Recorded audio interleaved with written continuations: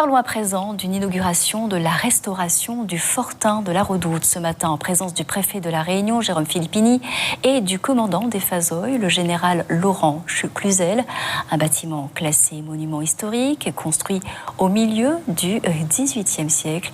Il avait joué un rôle important dans la bataille contre les Anglais en 1810. Coût total des travaux de restauration, 1,3 million d'euros. Tous les détails avec Rémi Gobert.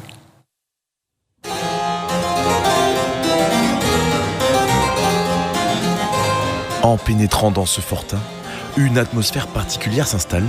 Inauguré ce matin, le bâtiment militaire avait joué un rôle important dans la bataille contre les Anglais en 1810. C'est une histoire qui est méconnue, qu'on essaye de valoriser, en particulier en créant des maquettes, des uniformes, reproduction d'un fusil, et un livre historique qui a demandé 4 années de recherche.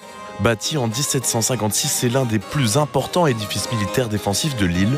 Nommé la Redoute Bourbon, c'est lui qui donne ensuite son nom au quartier, propriété du ministère des Armées.